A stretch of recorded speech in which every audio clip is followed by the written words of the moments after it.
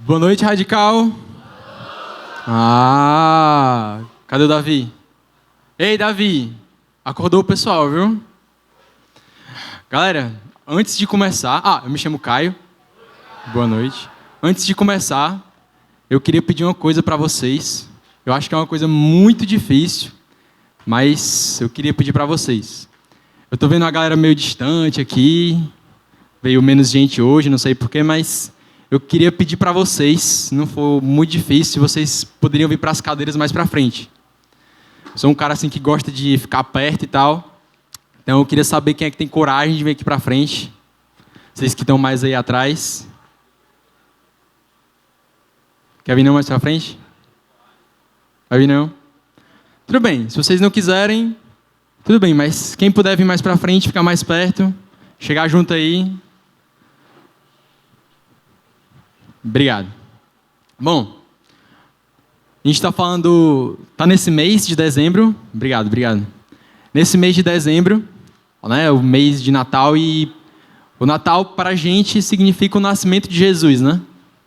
E, bom, então a gente tem essa série sobre o Verbo que se fez carne, como citado lá em João, né?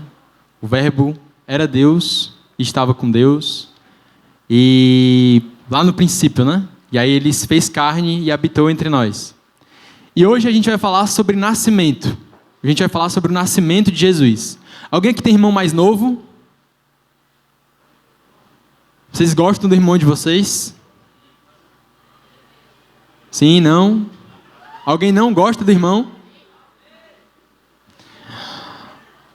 Quem aqui já lembra de quando o irmão nasceu? Não era pequenininho? Era grandão. Como é que vocês se sentiram quando o irmão de vocês nasceu? Pode falar alto assim também. Muita paz? Se frustrou? Não vai dar nem para brincar. É mais novo, mas dá sim. Quando meu irmão nasceu, eu tinha 15 anos, ele tem 6 hoje, e eu faço questão de brincar com ele. E de arengar também, porque eu acho que ele tem que aprender a se defender, então por isso... Mas não façam isso. Eu acho que eu estou errado, mas é da cara. Bom, o nascimento ele é uma coisa muito doida, né? Assim, tipo, a gente cria uma expectativa, um negócio assim. Eu lembro que quando meu irmão nasceu, eu tinha 15 anos, eu estava doente, e eu sou muito mole, né? Quando eu fico doente, eu fico logo de moleza ali e tal, e no outro dia eu ia para a escola, e aí acordei de manhã, eu estava doente, eu estava com preguiça de ir para a escola. Eu estudava de manhã e tal, e aí eu uni o útil ao agradável, né? Rapaz, é hoje que eu se consagro, não vou não, eu estou doente. Mas a minha avó entrou no quarto, e ela olhou para mim com uma naturalidade, com uma leveza, e falou: Caio, o teu irmão nasceu. Quando ela falou isso, eu fiquei...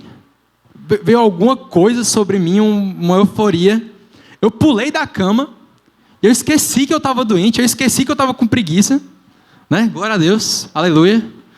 E eu comecei a me perguntar o que era dali para frente, né? O que ia acontecer? Eu fiquei muito feliz porque eu fiquei perturbando meu pai, porque eu queria ter um irmão, né? Eu já tinha uma irmã, mas quando ela nasceu eu era pequeno, então não lembrava, eu também não convivi muito com ela. E eu queria ter essa experiência, né? Eu queria ter um irmão ali, um meninozinho, para eu ficar olhando, rapaz, o que vai acontecer com essa criança? E aí eu lembro de perguntar como era o meu irmão, o que ele ia fazer da vida, se ele era preto, branco, azul, rosa, se ele ia ser bombeiro, se ele ia ser policial, se ele ia ser mendigo, se ele ia ser médico. Mas eu só sabia, uma coisa eu tinha certeza, eu amava muito, muito, muito meu irmão. Quando eu vi ele a primeira vez por foto, e depois pessoalmente, eu sentia aquela sensação de que, meu Deus, eu preciso proteger e cuidar e amar isso aqui com a minha vida. Eu fiquei muito, muito, muito feliz mesmo. E trazendo essa temática de nascimento, eu gosto de lembrar dessas coisas porque a expectativa que eu tinha para o meu irmão vir era uma, mas hoje a gente vai falar sobre o nascimento de outra criança. Um menino que mudou a história da humanidade. Eu quero te convidar a abrir a tua Bíblia em Isaías, no capítulo 9. E aí, se vocês quiserem vir para perto de novo, para servir o irmão que está do lado, se ele não tiver com Bíblia, você abre a Bíblia e lê aí com ele. Se você tiver com a Bíblia no celular, pode abrir também. acessa a tua Bíblia aí. E quem não tiver com Bíblia e quiser acompanhar, está aqui na tela também. Né? Bom, vamos lá. Inclusive, eu vou convidar vocês a lerem comigo hoje também, né? Vamos compartilhar aqui todo mundo. Está aqui na tela, eu acho que é NVI. É NVI, Thiago? É NVI a linguagem, então você pode acompanhar na sua Bíblia, mas se você quiser acompanhar por aqui para todo mundo ficar igual, a gente pode ler por aqui junto. Vou contar até 3 e a gente vai ler em coral. Pode ser? Pode ser? Pode? Pode ou não pode? Vamos lá. 1, 2, 3. Esse tempo de escuridão e desespero, no entanto, não durará para sempre. A terra de Zebulon e de Naftali será humilhada, mas no futuro, a Galileia dos gentios, localizada junto à estrada entre o Jordão e o mar, se encherá de glória. O povo que anda na escuridão verá grande luz. Para os que vivem na terra de trevas profundas, uma luz brilhará. Tu multiplicarás a nação de Israel e seu povo se alegrará. Eles se alegrarão diante de ti como os camponeses se alegram na colheita, como os guerreiros ao repartir os despojos. Pois tu quebrarás o jugo de escravidão que os oprimia e levantarás o fardo que lhes pesava sobre os ombros. Quebrarás a vara do opressor, como fizeste ao destruir o exército de Midian. As botas dos guerreiros e os uniformes manchados de sangue das batalhas serão queimados. Servirão de lenha para o fogo. Pois um menino nos nasceu, um filho nos foi dado. O governo estará sobre os seus ombros. Ele será chamado de maravilhoso conselheiro, Deus poderoso, Pai eterno e príncipe da paz. Seu governo e sua paz jamais terão fim. Reinará com imparcialidade e justiça no trono de Davi. Para todo sempre, o zelo do Senhor dos Exércitos fará que isso aconteça. Pai Santo, Deus de graça, mais uma vez agradecemos por essa noite, Senhor, por estar em culto a Ti, sabendo que Te adoramos e a Ti damos graças por Tua imensa glória. Obrigado por partilhar conosco o conhecimento de quão maravilhoso Tu és, Senhor. Se nós fizermos a nossa cama na sepultura, o Senhor está lá. Se estivermos no mais profundo abismo, o Senhor está lá. E saber disso é maravilhoso demais para nós, Senhor. Santifica o Teu nome no nosso meio. Alcança os que estão Teus, Senhor. Aumenta o nosso entendimento para que nós possamos Te dar ainda mais glória, Senhor. Não porque temos algo a Te dar, mas porque Tu nos deste e nos deu ciência disso. Abençoa essa noite, fala conosco. Não nos deixa sair da mesma maneira, Senhor. Me dá autoridade para pregar a Tua palavra, não porque eu seja bom, mas porque o Senhor é bom. O Senhor ama o Seu povo e manifestou isso na criação, Senhor. A distância entre os astros e tudo cooperar de uma maneira que nós possamos existir é um sinal muito claro da Tua glória. Então, muito obrigado por isso, Senhor. Continua falando conosco e nos transforma, Senhor. Nos transforma como o Teu Filho. Se somos Teus filhos, nos faz mais parecidos com o Teu Filho, Senhor. Em nome de Jesus, amém. Bom, o profeta Isaías, que é o autor desse texto que a gente leu, ou deve ser o autor desse texto que a gente leu, ele é um profeta maior. O livro dele, provavelmente, se eu não me engano, é o livro do Antigo Testamento com profecia. Não é o maior livro do Antigo Testamento, mas é o livro profético, talvez seja o maior do Antigo Testamento. O profeta Isaías, a mensagem dele é dividida em 2 partes. Uma delas é sobre a iniquidade de Israel. Isaías está no contexto em que ele vem de uma sequência de maus reinados, onde a depravação de Israel ela é crescente. O povo se desviava cada vez mais, a apostasia e a idolatria elas aconteciam em maior volume. Então, o profeta Isaías ele vem para dizer para o povo que aquilo é errado, assim como os outros profetas vieram, e que eles precisam se voltar para o Senhor. Mas já conhecendo o coração daquele povo, Deus coloca na boca do profeta que eles não vão voltar. Então, Isaías traz a mensagem da iniquidade. Ele traz a mensagem da ira de Deus, que vai se derramar sobre aquele povo, e para quem leu sabe que depois disso, Israel cai no exílio assírio, são dominados pelos assírios, são dominados no exílio babilônico, e depois os persas, quem sabe de história aí mais do que eu vai saber explicar até melhor, e depois os romanos. Então Isaías traz essa mensagem. Mas a mensagem de Isaías também tem outra parte. Ele traz uma mensagem de esperança. Ele fala sobre tudo isso que aconteceu, mas Isaías também é um profeta messiânico. E talvez ele seja o mais conhecido por trazer profecias sobre o Messias. Talvez de maneira mais clara ele fale sobre isso. Sabe que em Isaías 53, o Messias haveria de sofrer pelo seu povo, e lá fala que pelas pisaduras de Jesus nós fomos sarados. E nessa passagem, nesse capítulo que a gente leu agora, né, nesse trecho que a gente leu do capítulo agora, ele fala sobre o nascimento do príncipe da paz. E, bom, uma vez eu conversei com o pastor Armando, fui tirar uma dúvida com ele sobre um trecho de um vídeo que eu tinha visto. E aí o cara nessa parte ele falava sobre doutrina como algo baseado no aspecto cultural. E de fato, algumas partes da nossa doutrina envolvem a nossa cultura, mas de um modo geral, Deus tem um plano quando fala a respeito disso. E aí, quando eu perguntei para ele, ele falou que para eu saber de alguma coisa, quando eu quisesse saber a respeito de algo, era só eu voltar lá para o início. O que era o plano original? Se você quer saber a respeito de algo, se você está resolvendo uma questão de matemática, e aí você aplicou lá a equação, ou sei lá, fez de algum jeito que deu na cabeça, e começou a dar errado, e você começa a perceber, rapaz, isso aqui não está no caminho certo não.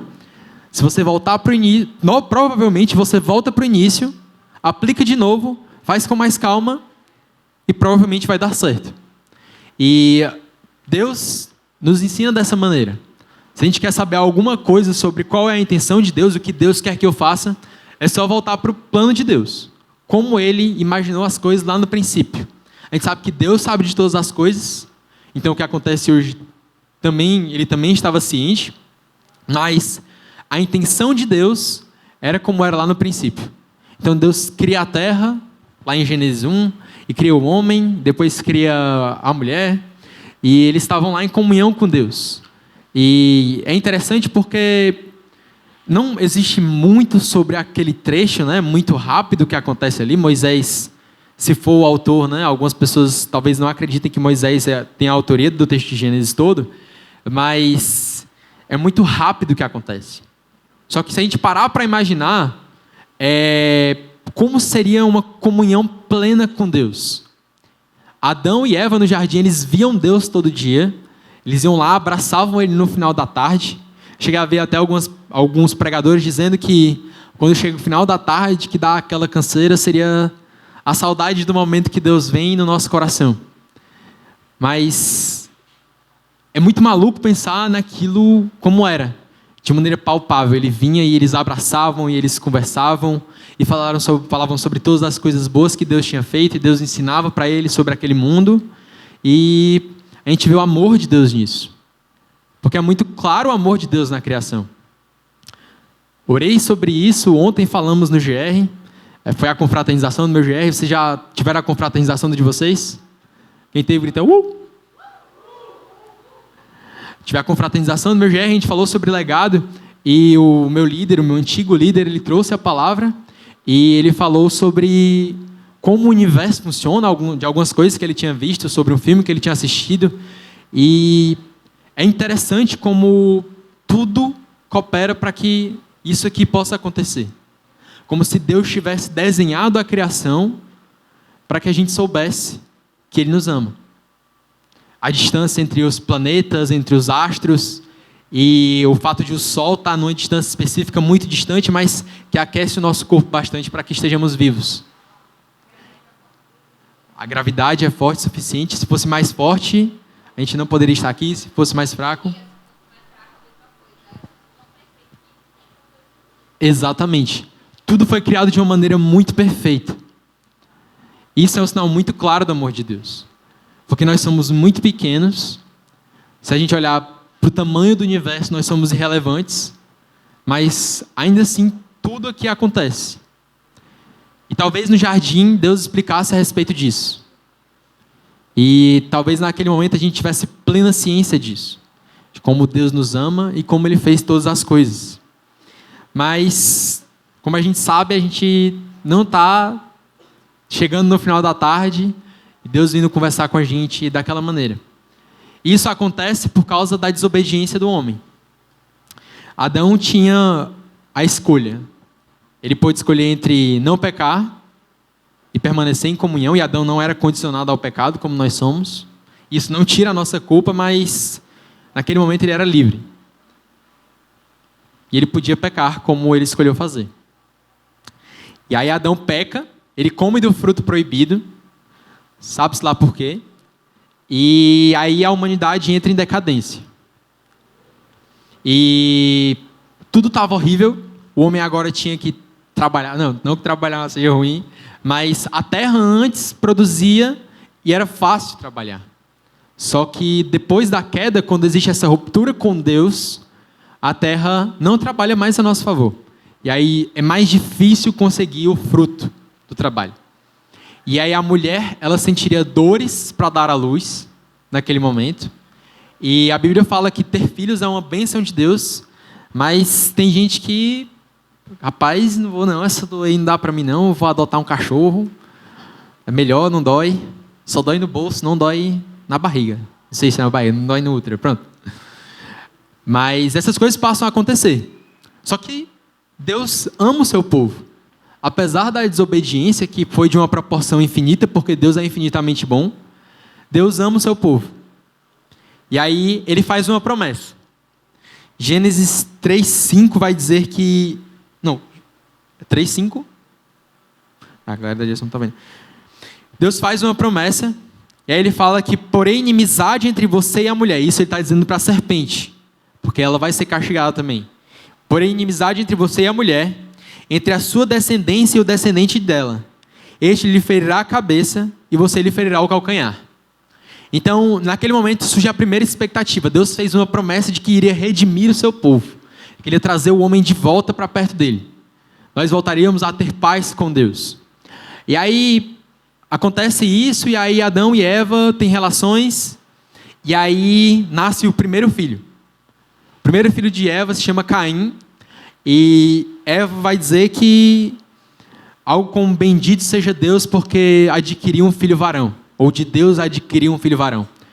E talvez para a linguagem que foi escrita era mais poético, mas dá a entender que Eva tinha a expectativa de que Caim seria a descendência que pisaria na cabeça da serpente e que, a partir dali, eles voltariam para o jardim e teriam paz com Deus de novo, plena comunhão, não teria mais morte. Só que o que acontece? Acontece o contrário. Caim, na verdade, promove o primeiro assassinato da história. Ele mata o seu irmão Abel, mais novo, por inveja.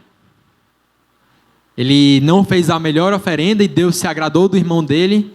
E ele não gostou, acho que ele não, foi um dos que não gostou do nascimento do irmão. Eu acho que ele também ficou um pouco frustrado. E ele mata o irmão dele. Então a descendência de cara de Eva já frustra. E é interessante pensar sobre isso porque a gente pensa, por que a descendência dela logo naquele momento não já foi o filho de Deus e alguém que traria paz para a humanidade? Isso é uma demonstração de que, primeiro de tudo, talvez se naquele momento, naquele específico momento, eles fossem redimidos, talvez a relevância do que é o pecado não fosse tão grande.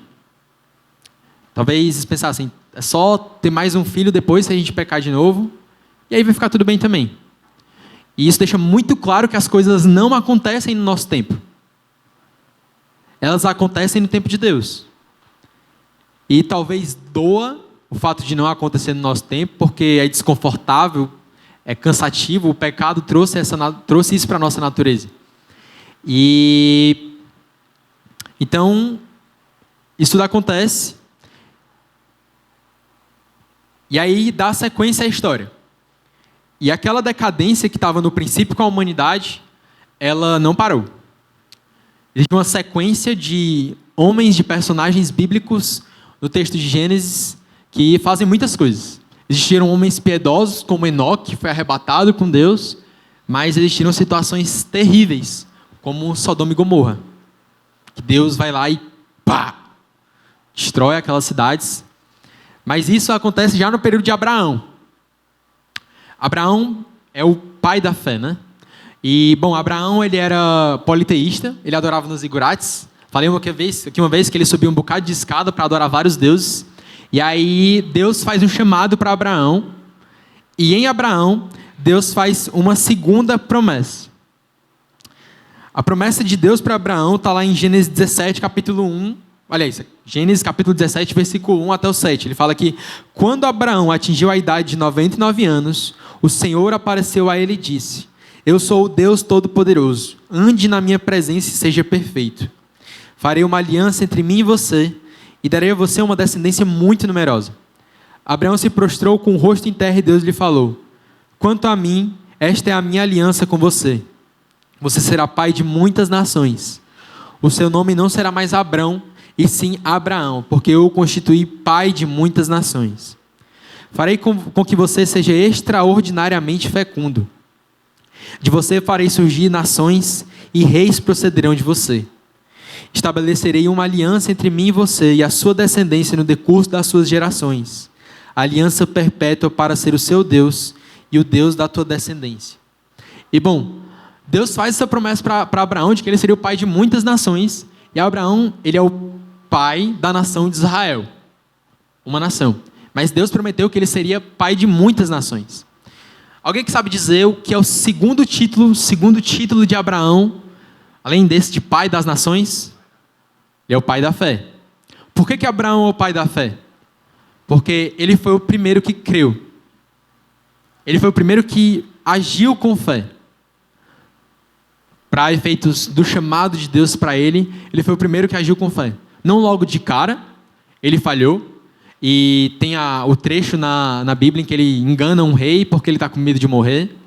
E tem outro que ele acha que não vai dar certo, a esposa dele não podia ter filhos. E aí por isso ele tenta dar um jeitinho. E isso é como nós tentando controlar as coisas. E aí Abraão vai lá e tem um filho com H. E acontece uma confusão que dura até hoje. Né? Esses conflitos no Oriente Médio, eles são fruto disso.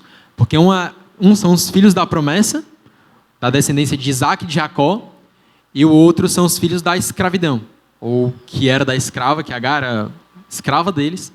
E existe essa confusão no Oriente Médio até hoje por causa disso, né? Mas Deus cumpre a sua promessa de que Abraão teria um filho, e aí depois que Abraão tem um filho com Sara, Deus faz outro teste com ele, e nesse ele passa. O que é esse teste? Ele manda sacrificar Isaac. E aí Abraão vai lá e na hora que vai partir, Deus diz que não e provê um cordeiro naquele momento. E isso era um prenúncio do que haveria de vir. Mas aquela promessa das muitas nações ainda não tinha se cumprido.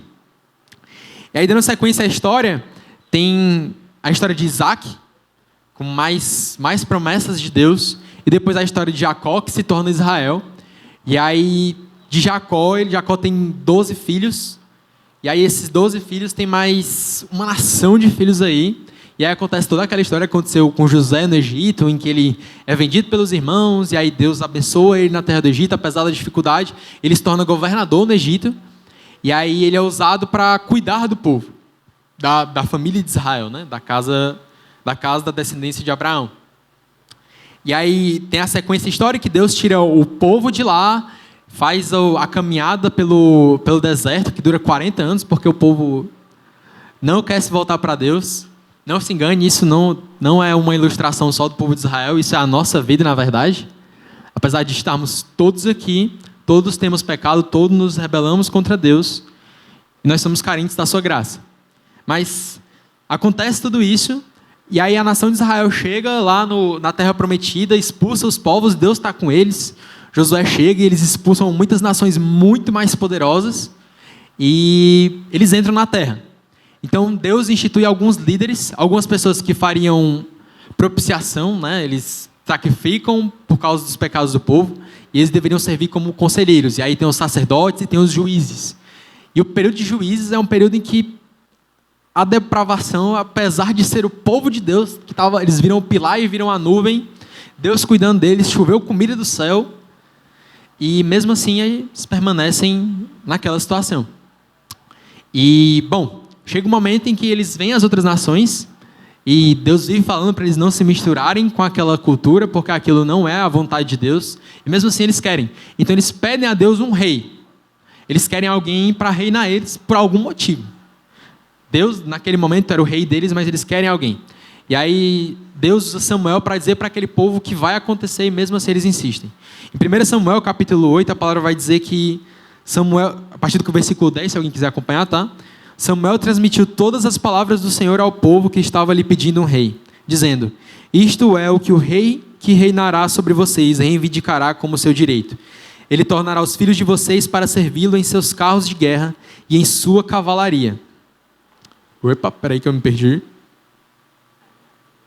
E para correr à frente dos seus carros de guerra, colocará alguns como comandantes de 1000 e outros como comandantes de 50.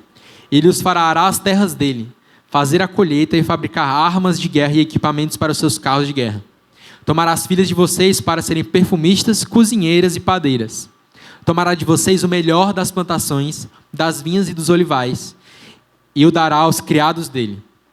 Tomará 1/10 dos cereais e da colheita das uvas, e o dará a seus oficiais e a seus criados. Também tomará de vocês para o seu uso particular, os servos e as servas, o melhor do gado e dos jumentos. E tomará de vocês 1/10 dos rebanhos, e vocês mesmos se tornarão escravos dele. Naquele dia vocês clamarão por causa do rei que vocês mesmos escolheram, e o Senhor não os ouvirá. E esse paralelo dos reis, ele também tem muito a ver com a gente. A história de Israel como um todo é uma ilustração de quem nós somos. Porque nós tiramos o Senhor do nosso foco, alguém que, apesar de não ter as mesmas vontades que a nossa, tem uma vontade boa, perfeita e agradável, o que demonstra que a nossa não é perfeita, mas nós trocamos alguém que nos ama por alguém que vai nos dominar. E esse alguém que vai nos dominar, muitas vezes, boa parte das vezes, somos nós mesmos. Nós tomamos decisões que vão contra a palavra do Senhor, como Adão fez, como o povo de Israel fez, e escolhemos os nossos próprios caminhos que nos levam por água abaixo, que nos levam para o pior, que nos levam para a dor, para a escravidão, para a tristeza, para a depressão, para a ansiedade e para a morte. Bom, o povo escolhe então um rei, e o primeiro rei é Saul, e aí Saul não agrada ao Senhor, e aí depois vem o reinado de Davi. E bom, o reinado de Davi é um reinado que é considerado como positivo, né? Foi provavelmente o melhor rei de Israel. Davi acaba com a idolatria em Israel, mas Davi não era perfeito. Ele venceu muitas batalhas, ele cuidou do povo, ele protegeu o povo, mas Davi falhou.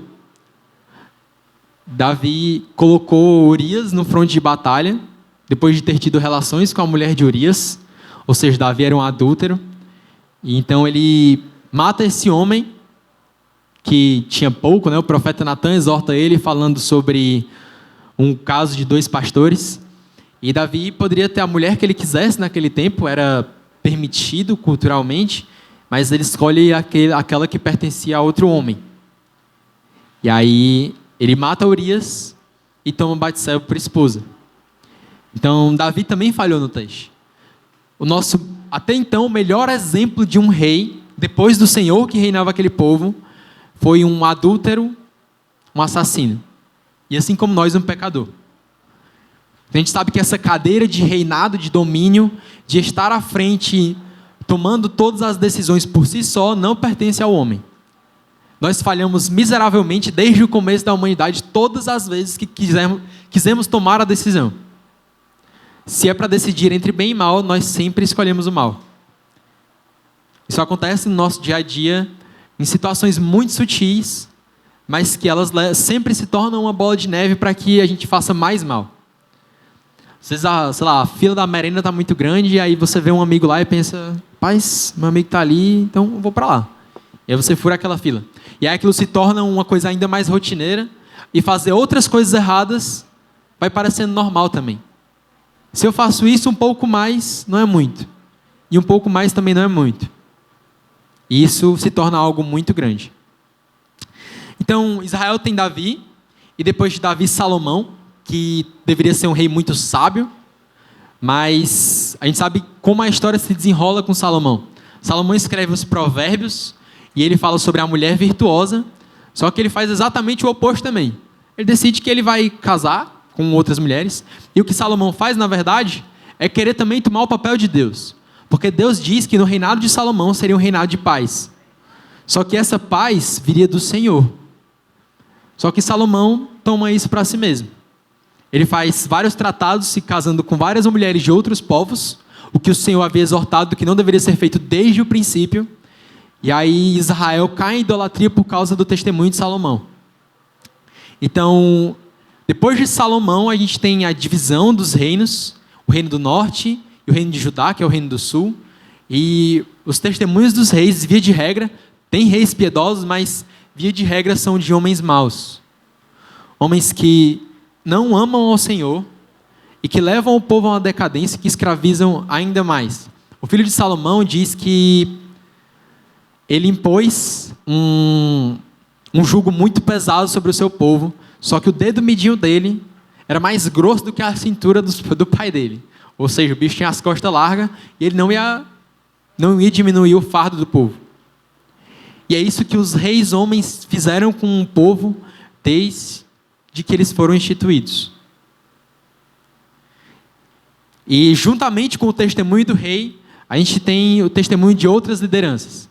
Os sacerdotes que deveriam aconselhar o povo e tirar o povo do pecado, na verdade eles fazem questão de que o povo peque mais, para que eles recebam mais ofertas. Então eles também não cumprem o seu papel.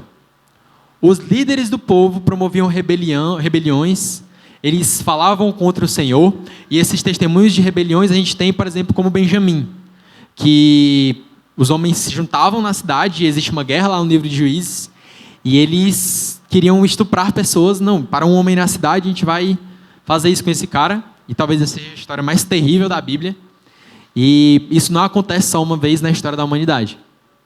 Na verdade, essas coisas acontecem até hoje. E a decadência, ela permanece. E aí tem esse momento de Isaías, né? E é interessante pensar que o que os profetas pregam e o que aconteceu do início dos tempos até ali é um confrontamento muito forte. O povo de Israel queria tomar as suas decisões e era fortemente confrontado com o fato de não poder cumprir a lei do Senhor. E por causa disso eles sofriam com a ira de Deus. O pecado veio sobre nós e toda vez que a gente tenta fazer pela nossa força, a gente falha. A gente não consegue, a gente cai. É isso que o pecado faz com a gente. É isso que a gente fez com a gente. E é a mesma coisa que acontece com Israel. Eles não conseguem cumprir a lei e o castigo vem. E ele fala que a terra de Zebulon e de Naftali foi humilhada. E, bom, ele fala isso porque quando os exércitos invadiam Israel pelo reino do norte, era por essa região. E aí eles são dominados, e aí eles vão para o exílio, e aí tudo aquilo acontece. E aí depois de Isaías se passam mais ou menos 700 anos, e chega o tal momento.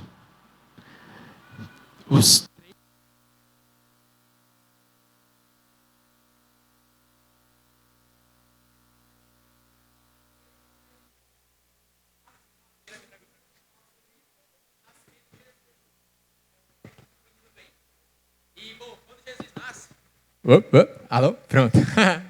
Quando Jesus nasce, as coisas começam a fugir do eixo que elas estavam, né? A primeira coisa que acontece, muito maluca, depois que Jesus nasce, foi uma menina de 13 anos que, contra tudo e contra todos, contra o que poderia acontecer com ela, ela aceita o chamado de ser a mãe do Messias. E por que ser a mãe do Messias ou ser mãe do menino seria uma coisa ruim para ela?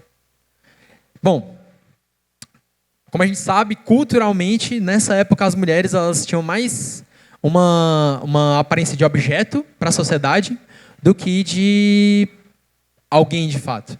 Existiam leis em Roma que obrigavam as mulheres a se vestirem ou agirem de tal modo para o prazer visual dos homens.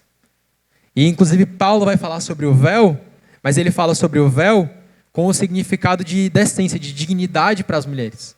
Não é porque Paulo é machista. Na verdade, ali, talvez seja o ato mais pró-feminismo, ou mais pró-mulheres da história naquele momento. Feminismo não, mas a favor das mulheres. E então Maria aceita aquele chamado com toda a intrepidez. E não é que a gente olhe Maria como uma coisa negativa, a gente não adora Maria, mas Maria foi sim um exemplo de mulher. Ela aceitou esse chamado e também o pai de Jesus, José, aceita o chamado. Maria ia se casar naquele momento e aí se ela estivesse grávida antes do casamento, o que parece... Não quebrou. Se ela estivesse grávida antes do casamento, alguma coisa teria acontecido, alguma coisa errada. Mas ela aceita o chamado, e José também aceita o chamado, e aí eles vão ter o menino. Aquele que foi prometido, aquele pelo qual eles esperavam. Ali estava o começo da história de Jesus, antes do seu nascimento.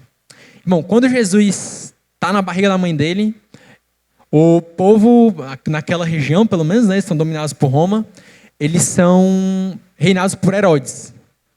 E na Bíblia fala de 3 ou 4 reis Herodes, se não me engano, no Novo Testamento já.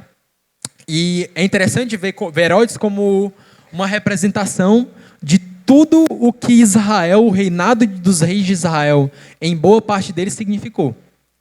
Porque aquele primeiro Herodes, quando Jesus nasce, o nome era Herodes o Grande, se não me engano, ele sabe, os reis magos falam para ele que eles viram a estrela, então o menino vai nascer.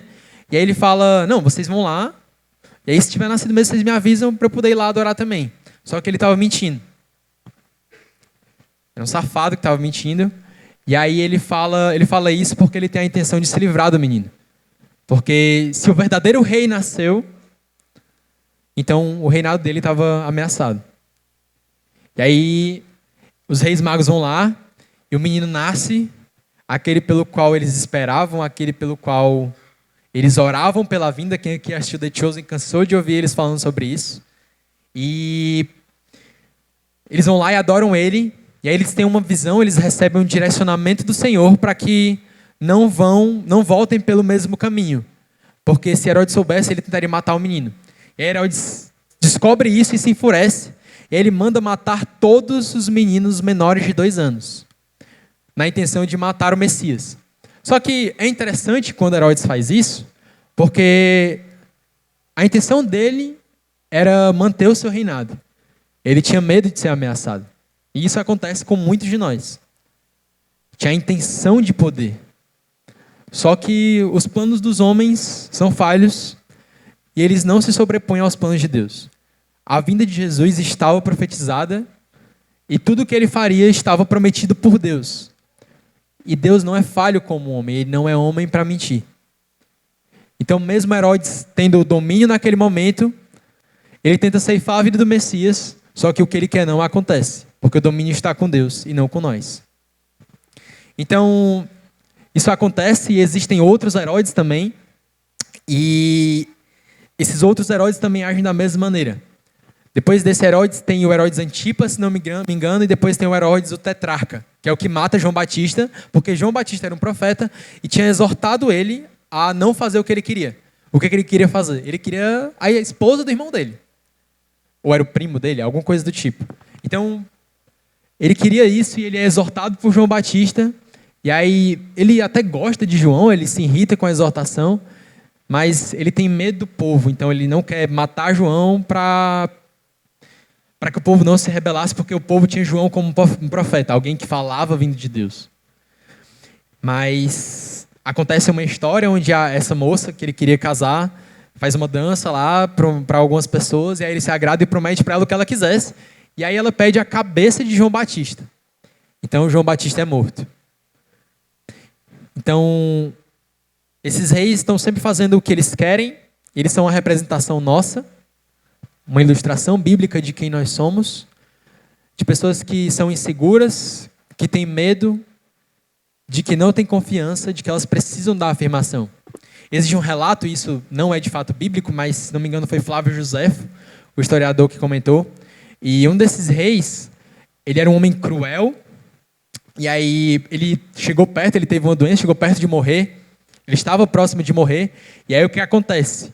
Ele manda matar um homem importante que era amado pelo povo para que alguém chorasse no enterro dele. E aí ele morre e tem gente chorando não por causa dele.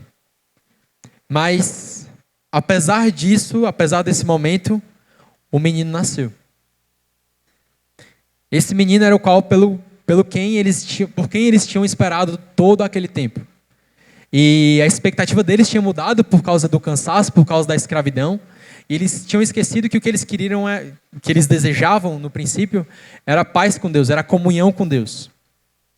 E aí eles esperam pelo Messias e eles aguardam para que o Messias tire ele de uma escravidão palpável, daquela escravidão de Roma. Eles achavam que eles iam subir até Roma e dominar tudo, mas não é bem disso que o Messias vem livrá-los.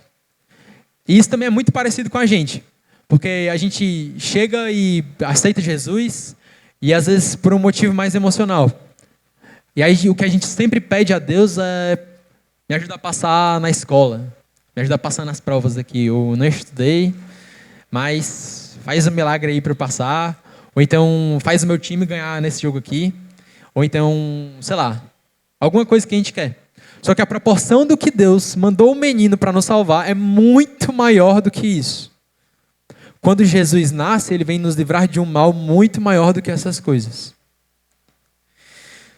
Jesus, o nascimento de Jesus é o cumprimento de muitas profecias. E Jesus era a versão perfeita, ou é a versão perfeita, de tudo aquilo que eles tinham vivido. O sábado, que deveria ser um descanso, e o descanso, o sábado aponta para Jesus, era mais usado como uma forma religiosa, e aí eles puniam as pessoas por causa disso, mas o sábado, na verdade, era um descanso. Por quem não cumpriu o sábado, eles puniam, mas o sábado era um descanso. Então Jesus é primeiramente o descanso perfeito. Jesus era a descendência da mulher que deveria acabar com o domínio da serpente. E Jesus pisa na cabeça da serpente, ele é crucificado. E hoje nós temos esse símbolo que nos lembra disso. E ele é morto por causa disso. Jesus é o cumprimento da promessa de Abraão, porque Jesus, apesar de um homem simples, quando Jesus está morto lá na cruz, os soldados romanos tiram as únicas coisas que ele tinha, que eram as suas vestes, e começam a tirar sortes. Apesar de ter tido uma vida sofrida, de ter tido poucos amigos, e amigos de fato, porque os amigos dele, na verdade, abandonaram ele no momento da dificuldade. Um chegou a negá-lo 3 vezes. Então Jesus era um homem simples, sofrido, mas o testemunho desse homem simples, sofrido, o que ele veio fazer, ecoa até hoje na humanidade. Jesus é a maior referência, não só no aspecto religioso, não só na fé, mas há psicólogos e estudiosos que dizem que o Sermão do Monte de Jesus é o maior tratado ético da história.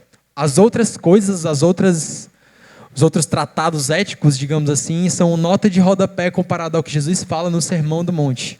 Então Jesus é o cumprimento da promessa de Abraão.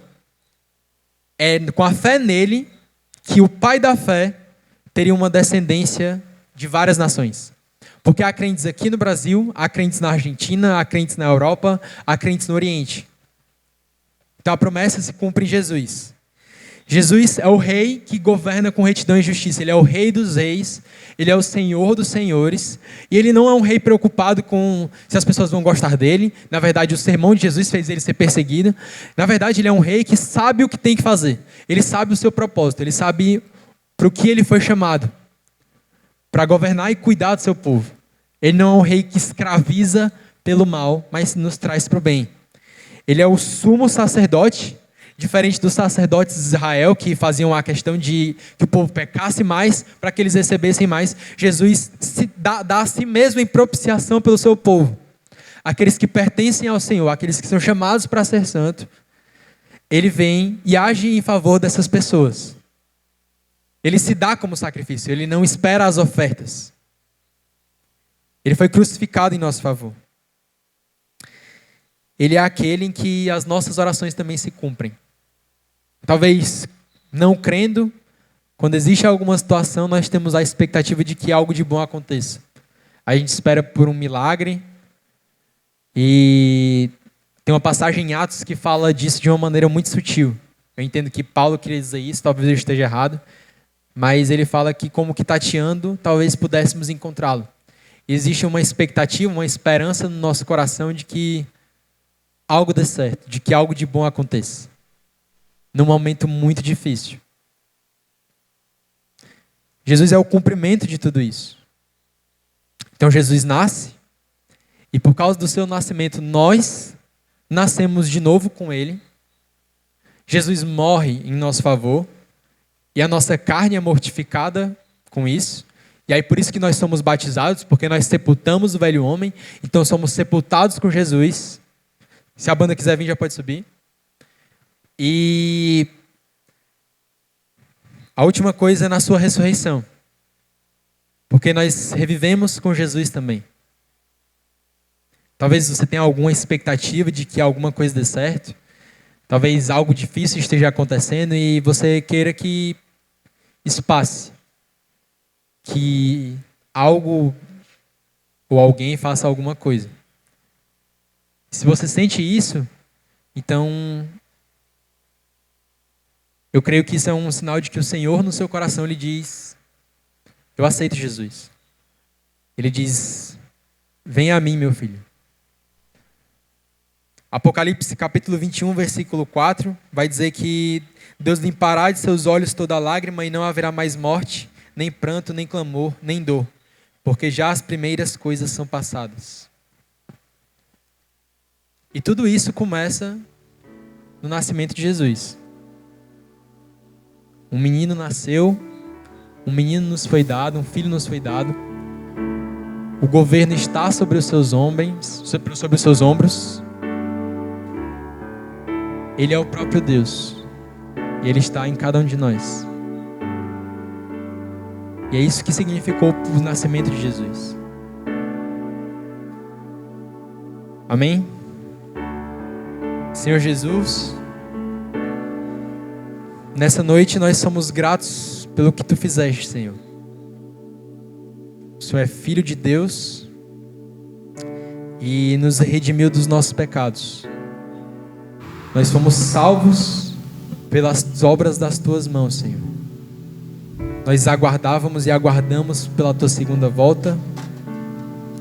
E quando o Senhor nasceu, nós tivemos a certeza de que fomos salvos. O Senhor nasceu 2000 anos atrás e nasce de novo nos nossos corações nesse presente momento. Quando nós recebemos o dom da fé que vem de Ti, porque nem isso vem de nós, o Senhor nasce de novo nos nossos corações, sepulta aquilo que haveria de mal em nós e nos reaviva, Senhor. Então, muito obrigado. Nós Te pedimos nessa noite que continue conosco, que use as nossas vidas, que alcance aqueles que amamos, se for da Tua vontade, Senhor. Mas, acima de tudo, Te damos graças, Senhor. Graças e glória ao Teu santo nome por quem és. Nós Te agradecemos e Te pedimos que continue conosco, Senhor. Aviva-nos, Senhor. Em nome de Jesus. Amém.